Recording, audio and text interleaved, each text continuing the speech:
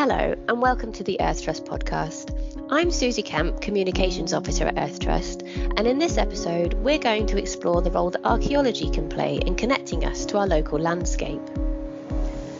Earth Trust is guardian of one of the most iconic landscapes in South Oxfordshire, the Whitnham Clumps. The famous round hills have dominated the landscape for centuries. This summer, we're transporting you back in time as we explore the hidden history of this historic local landmark and trace the ancient footsteps of the people who lived here more than 2,000 years ago. Earth Trust's vision is a society where people and nature can thrive in balance. In order to achieve that balance, there is much we can learn from the historic people of the Clumps. The Clumps Go Ancient Archaeology Festival is set to be a fun-filled and immersive family experience taking place for one weekend only on Saturday the 5th and Sunday the 6th of August at Earth Trust Centre in Little Whitnham. Joining me now is Laura Bainbrigg, our Public Programming Manager here at Earth Trust, and Maya and Nat from the Archaeology team at Dig Ventures to give us a bit of an insight into what we can expect with the event. Hello everybody. So Laura, what inspired the creation of this event and what do we hope to achieve with it? So the festival is actually being delivered in association with Dig Ventures, who are the specialist team of archaeologists who undertook the excavations at Whitnham Clumps between 2020 and 2022. They made lots of exciting discoveries, and with the excavations revealing so many remains from the Roman villa and a vast Iron Age settlement that was believed to have been occupied by people who built and used the iconic hill fort known locally as the Clumps. As a champion of green spaces and sustainable land management, Earth Trust are really interested in what we can learn from the past and the people who lived here in order to make our modern way of living more sustainable. We want to share the exciting finds and what we are learning from them with the local community and indeed anyone who's interested in finding out about the history and heritage of our landscape. So the festival is aimed at kind of families and children, anybody really, but children from about 6 and over, I guess, in terms of the activities, but hopefully the whole family will have some fun. Excellent. So can you give us a sneak peek into the exciting activities and interactive experiences that people can expect during the festival? Well, there'll be some hands-on activities, so you can come and have a go at digging in a mock excavation. There'll be living history with Romans and Iron Age people wandering around to speak to. There'll be demonstrations, some talks that are hopefully as family-friendly as possible about the artefacts that have been found. There'll be a pop-up museum with those finds. There'll be an archaeology lab where you can go and do some experiments. So hopefully it promises to be a fun and exciting opportunity for families to discover the people, history and archaeology of the Clumps like never done before here. We're really excited to be working with Dig Ventures again and the creativity that they bring in delivering these really unique and engaging experiences. Great stuff. And we're joined by Maya and Nat from Dig Ventures now. Welcome both. Hello. Hello. Hi. Founded in 2012, Dig Ventures was born from a mission to connect people who love archaeology with opportunities to do archaeology. So Earth Trust and Dig Ventures are working together to share the excavations discoveries and bring archaeology to life for local families. So Maya, can you tell us a bit about the role that parents and guardians can play in fostering a love for archaeology in their children through participating in this festival? Absolutely. I mean, I think you've basically hit the nail on the head right there by saying you can come and participate. I mean, so many people love history and love the stories that can be uncovered, but oftentimes you're sort of limited to watching that on the telly or reading a book.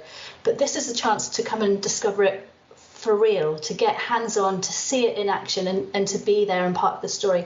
And to be honest, there's little that can be more exciting and more inspiring than doing it yourself. I mean, I think that's pretty much how I fell in love with archaeology, was the opportunity to touch it for yourself, to ask questions yourself, to make discoveries and experience the thrill of discovery yourself.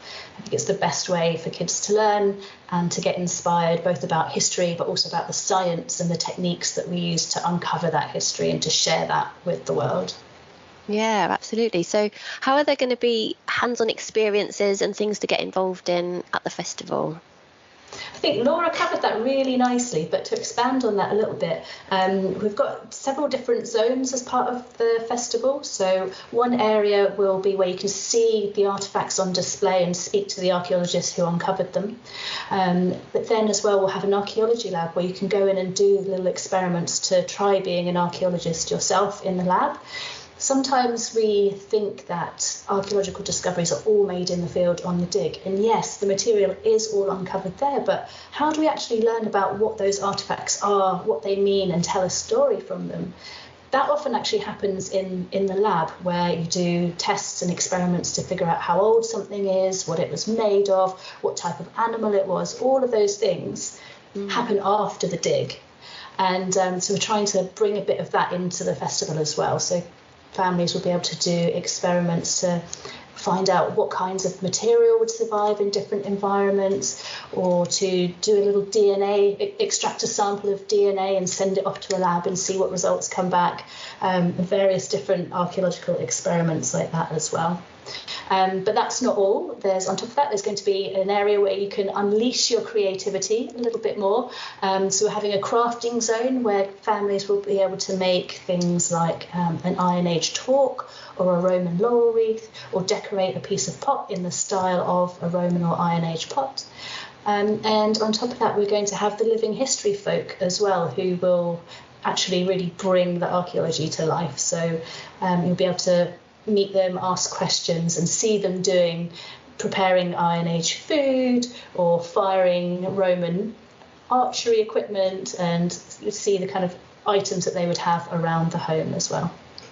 Fun. So we can really get a glimpse into kind of how people were living all those years ago.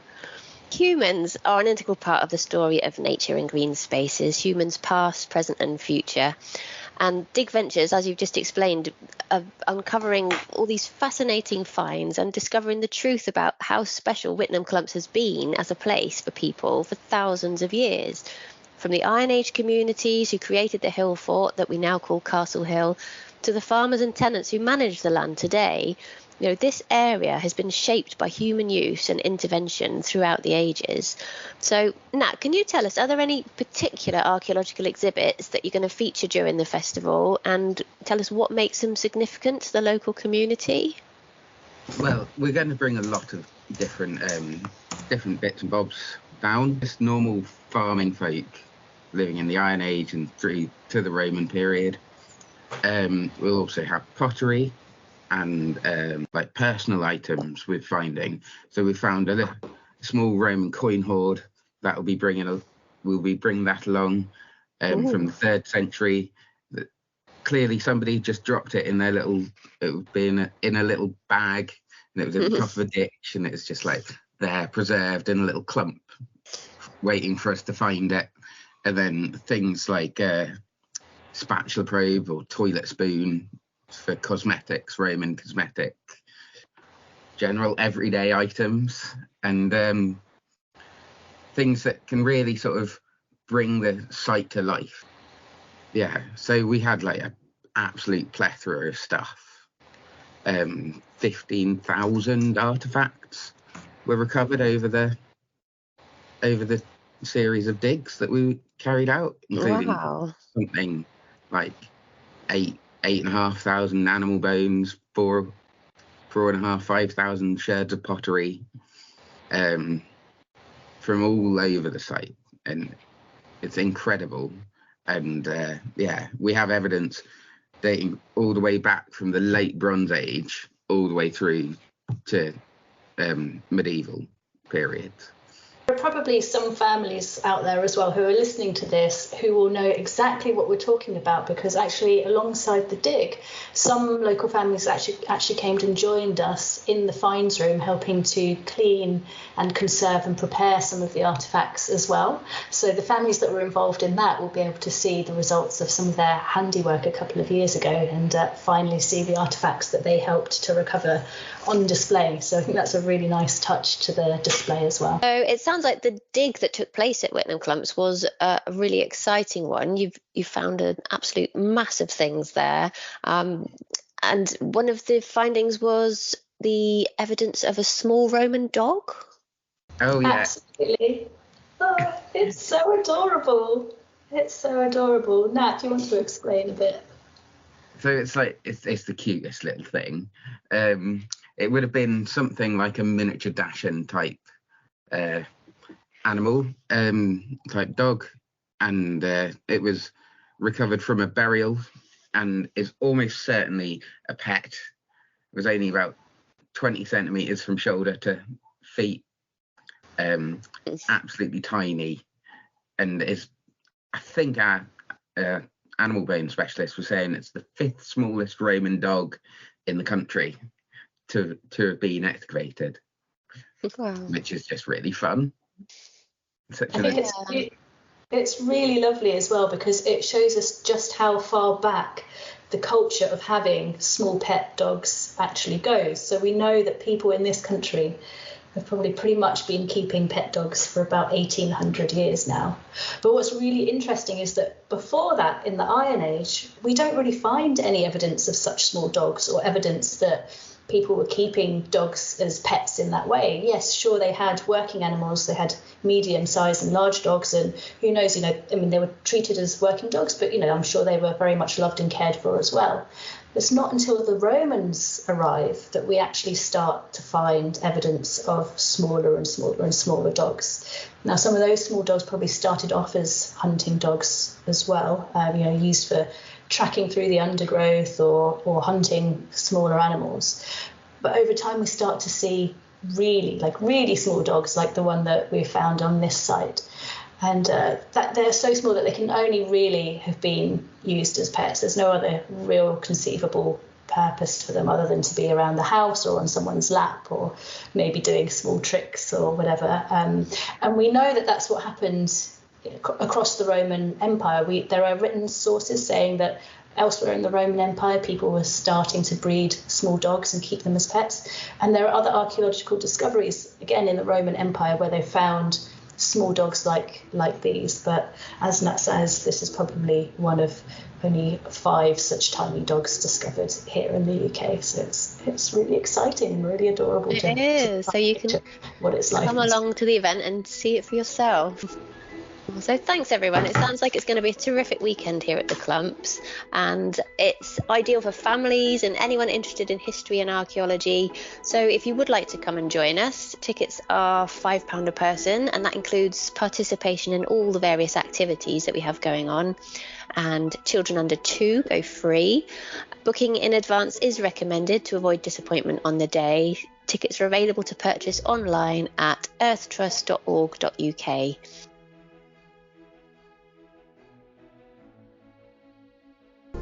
After only 4 months of archaeological investigations, we'd never expected to find such a significant Iron Age and Roman settlement here.